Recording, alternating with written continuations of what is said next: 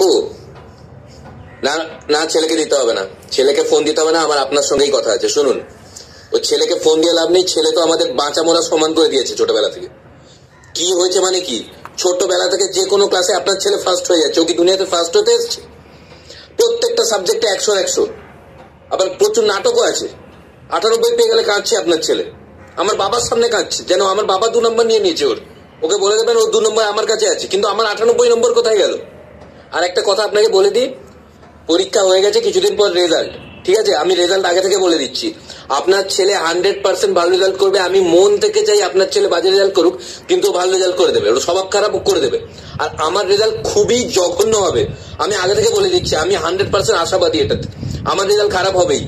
রেজাল্টের দিনে যদি আপনি আমার বাবাকে কল করে জিজ্ঞেস করেন আপনার ছেলে কত নম্বর পেলো, আমার বাবা কল রাখার পর যতগুলো কেলাবে, আমি কিন্তু আপনার ছেলেকে ততগুলো ঘুরিয়ে দেবো, আমি বলে দিলাম। আপনি গতবার কল করে কি বলেছেন? আমার ছেলে ডাক্তার হবে। আপনার রেজাল্টের দিনে আপনার ছেলে শুধু ডাক্তার হয়ে যাচ্ছে না, রেজাল্ট বাদ দিয়ে অন্য দিন ডাক্তার হতে নেই। আপনি কল রাখার পরেই আমার বাবা আমাকে এমন কেলিয়েছে, আমি রুগী হয়ে গেছি। নিজের ছেলে ডাক্তার হবে বলে আগে থেকে রুগী খুঁজে নিতে হবে।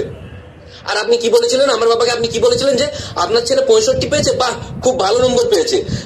আমার ছেলে তো বাজে হয়ে গেছে, আমার ছেলে মাত্র 95 পেয়েছে।